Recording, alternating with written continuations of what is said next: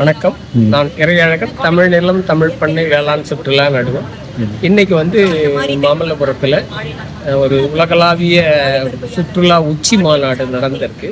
கண்டிப்பா என்னுடைய பண்ணை வேளாண் வருமானத்தை விட இந்த கடந்த 2-3 ஆண்டா எனக்கு சுற்றுலாவில் நிறைய வருமானம்.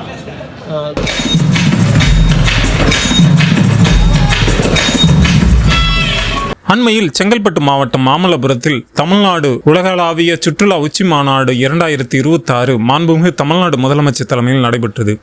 2 நாட்கள் நடைபெற்ற மாநாட்டில் கருத்தரங்கு கண்காட்சியில் செவிக்கும் வயிற்றுக்கும் சுவையான விருந்தோம்பலுடன் தமிழ்நாடு அரசு ஏற்பாடு செய்திருந்தது. ஆனால் ஒரே குறை, தமிழ்நாட்டில் வளர்ந்து வரும் வேளாண் சுற்றுலா பற்றி பேசவும் விவாதிக்கவும் அமர்வுகள் இல்லை. தமிழ்நாடு சுற்றுலாத்துறை நடத்தும் நிகழ்ச்சியின் மேடையிலேயே வேளாண் சுற்றுலாவிற்கு இடமில்லை என்றால் வேறு எங்கு இடம் இருக்கும்? தமிழ்நாட்டில் வேளாண் சுற்றுலா சிறப்பாக நடைபெற்றால் உழவர்கள் பயன்பெறுவார்கள், ஊரக பொருளாதாரம் உயரும். இதனால் தமிழ்நாடு சுற்றுலாத்துறைக்குத்தான் பெருமை. மகாராஷ்டிரா மாநிலத்தில் வேளாண் சுற்றுலாவுக்கு அதிக முக்கியத்துவம் கொடுத்து வருகிறார்கள். அதனால் அங்குள்ள விவசாயிகள் கூடுதல் வருமானம் பெற்று உயர்ந்து வருகிறார்கள். ஆகவே இனி வரும் காலங்களில் அரசு நடத்தும் சுற்றுலா நிகழ்ச்சிகளில் வேளாண் சுற்றுலாவுக்கு முக்கியத்துவம் கொடுக்க வேண்டும் என்றும், தமிழ்நாட்டில் வேளாண் சுற்றுலா வளர்ச்சிக்கென திட்டங்களை செயல்படுத்த வேண்டும் என்றும் தமிழ்நாடு உழவர் பெருமக்கள் சார்பில் தமிழ்நாடு அரசுக்கு கோரிக்கை வைக்கிறோம். வணக்கம்.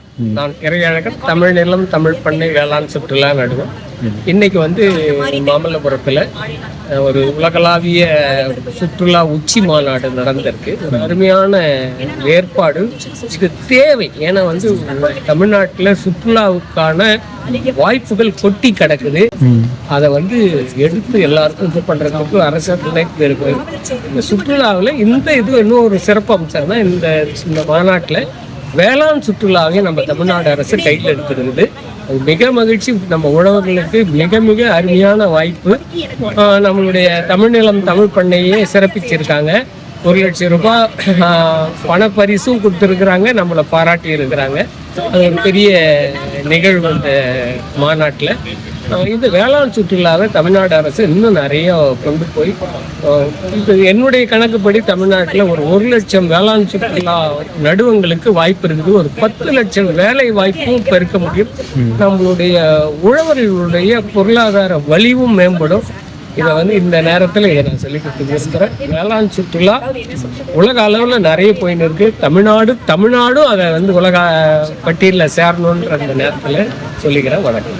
உங்களுக்கு முதல்வர் இன்னைக்கு உங்களுக்கு அவார்டு கொடுத்தாரு. ஆமா, அதை பற்றி சொல்லுங்களேன். இதுல இந்த மாநாட்டை ஒட்டி ஸ்டார்ட் அப் தமிழ்நாடு அப்படின்னு ஒரு நிறுவனம் இருக்கு, தமிழ்நாடு அரசினுடைய நிறுவனம். அவங்க ஒரு நிகழ்ச்சி போட்டின்னே சொல்லலாம். இது ஒரு போட்டி நடத்தினாங்க. அதில் ஒரு 500க்கும் மேற்பட்டவர்கள் அப்ளை பண்ணியிருந்தாங்க. அதில் 50 பேருக்கு மேலே அவங்க தேர்ந்தெடுத்து இன்டர்வியூ பண்ணாங்க. அதில் நம்ம முதல் இடம் நமக்கு கிடைச்சிது. 1 லட்சம் ரூபாய் பணப்பரிசம் கொடுத்துருக்காங்க. இது மாதிரி இந்த வேளாண் சுற்றுலாவையும் ஊக்குவிக்கிற தமிழ்நாடு அரசினுடைய இந்த இது ரொம்ப வரவேற்கத்தக்கது. இப்போ இந்த வேளாண் சுற்றுலாவுக்கு வந்த பிறகு உங்களுடைய இது என்ன மாறி இருக்கு? கண்டிப்பா என்னுடைய பண்ணை வேளாண் வருமானத்தை விட இந்த கடந்த 2-3 ஆண்டா எனக்கு சுற்றுலாவில் நிறைய வருமானம். நீங்க இப்போ என்ன வருமானம் வந்தாலும் நம்ம வேளாண்மையில் பண்ற செலவு ஈடுகட்டுறதே பெரிய கஷ்டம். ஓரளவு ஒரு 10% 20% கூடுதலாக கிடைச்சாலே அதிகம். இதுல நமக்கு கிட்டத்தட்ட ஒரு 50-60 விழுக்காடு நம்ம செலவு பண்றதுல 50-60 விழுக்காடு மேல கிடைக்குது. நமக்கு வேளாண் சுற்றுலா அருமையான இது. இன்னொன்று என்னன்னா, இந்த வேளாண் சுற்றுலா ஏன் நம்ம இது பண்ணலாம், இந்த வேளாண்மையை விட்டு ஓடுறாங்க நிறைய பேர். நம்ம வளர்த்து வர மாணவர்களுக்கு, நம்ம சிறு பிள்ளைகளுக்கு வேளாண்மை பற்றி தெரியல. அவங்களும் இது மாதிரி பண்ணைகளுக்கு அழைச்சி இந்த பயிற்சிகளை இதை காமிக்க சொல்ல அவங்களுக்கு அந்த வேளாண் ஆர்வம் கிடைக்குது. பண்ணையாளர்களும் நம்ம ஏன் இது மாதிரி பண்ணக்கூடாது, வாய்ப்புக்கிறவங்க வசதிக்கிறவங்க இந்த வேளாண் சுற்றுலாவை கையில் எடுக்கிறாங்க.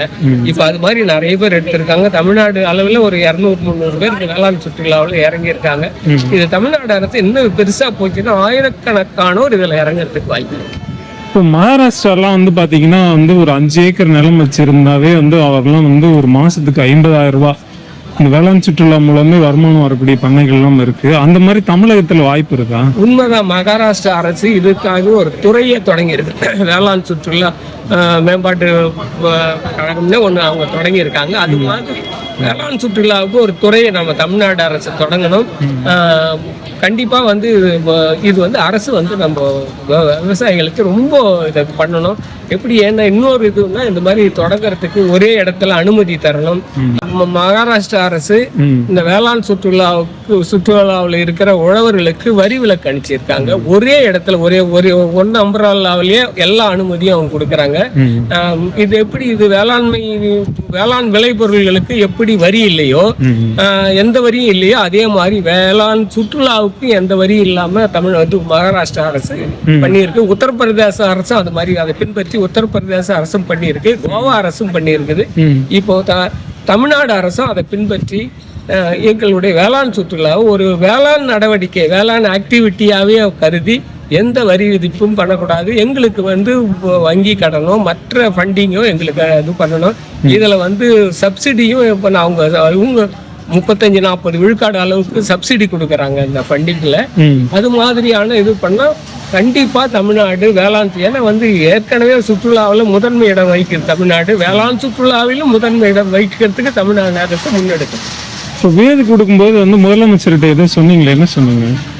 இது மாதிரி பண்ணையில் வேளாண் பண்ணையில் ஒரு சுற்றுலா நடத்துகிறேங்க, அக்ரி டூரிசம் வேளாண் சுற்றுலா நடத்துகிறோம். நீங்கள் வந்து பார்க்கணும். நீங்கள் வந்து பார்த்தீங்கன்னா நிறைய விவசாயிகளுக்கு இது போய் சேரும். இது வந்து என்னுடைய விளம்பரத்துக்கு இல்லை, போய் சேரும். இது என்ன முதலமைச்சரே வந்து பார்க்குறாரு அப்படின்னு சொல்லிட்டு நிறைய பண்ணையாளர்கள் இது மாதிரி வேளாண் சுற்றுலாவை தொடங்கிறதுக்கு வாய்ப்பு இருக்குன்னு சொல்ல வரேன்னு சொல்லியிருக்காரு. சிறப்பு, நன்றி. Incubation and investment linkages. May we humbly request the Honorable Chief Minister to present the prizes to our hackathon winners. Hackathon போட்டியில் வெற்றி பெற்றவர்களுக்கு பரிசுகளை வழங்குமாறு மாண்புமிகு முதலமைச்சர் அவர்களை பணிவன்புடன் கேட்டுக்கொள்கிறோம். We first invite Zera Robotics Private Limited திரு மோகன Krishnan for his project focusing on zero emission electric boats for eco tourism.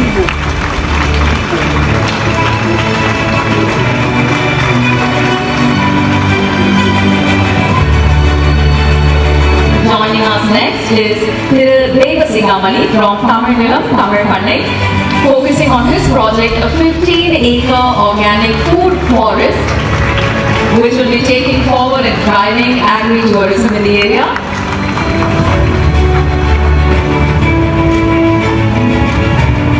Our next prize. And what's happened is the coffee estates have become, I would say, more a tourist place than a coffee estate, because what they did was most of the coffee grown in Colombia was without trees. Now there was an encouragement for people, for the coffee estate owners to plant trees, and because the birds were coming back and there were more revenue coming back to the owners. So I think it's very important that the local community becomes stakeholders, and that's, I'll give you another example, is in one of our properties in Kokil Lagoon. We don't see them, okay, definitely we give employment to the local community, but more than that, we make them entrepreneurs. So, for example, the local lady comes to our resort to make the evening tea and snacks. So she runs a tea shop just outside Kokil Lagoon. But the evening she's welcome to come inside and she serves coffee and tea in the local style. So immediately there's a sense of pride and sense of ownership of Kokil Lagoon also. I think creating an ownership of making the local community stakeholders is the ultimate test which will take you forward.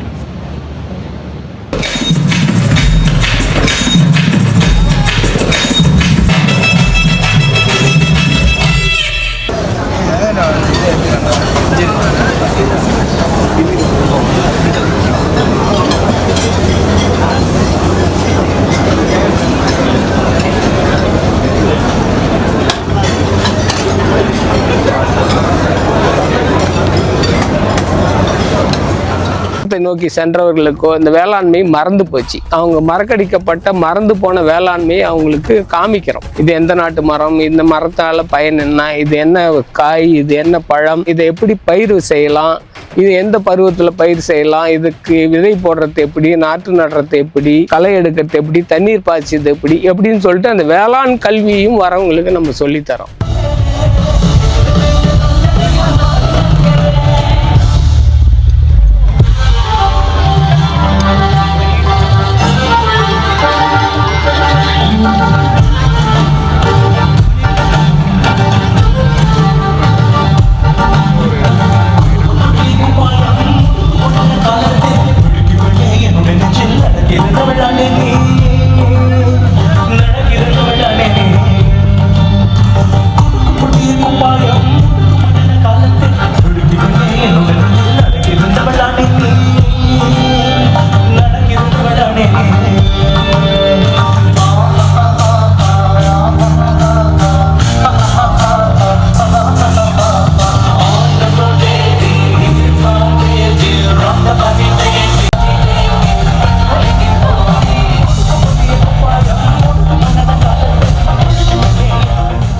हम हैं महाराष्ट्र के पलसीगुड़ी गांव में, जहां हम समझने वाले हैं एग्री टूरिज्म के बारे में। आज के एपिसोड में हम सीखने वाले हैं फादर ऑफ एग्री टूरिज्म से, जो कि है पांडुरंग सर। आज की वीडियो में हमने समझा है कि कैसे किसान एग्री टूरिज्म के माध्यम से एक एडिशनल इनकम सोर्स कमा सकते हैं और अपने खेती को प्रॉफिटेबल बना सकते हैं। हमने आज के वीडियो में बहुत सारे नए नए एक्सपीरियंस किए हैं, गांव के कल्चर को समझे, गांव के लोग, गांव के बच्चे से हम मिले हैं। तो इस वीडियो को अंत तक ज़रूर देखिए ताकि हम अच्छे से अच्छे वीडियो बना सकें, और नीचे कमेंट्स में बताइए कि आगे हमारे चैनल पर कैसे वीडियो आप देखना चाहेंगे।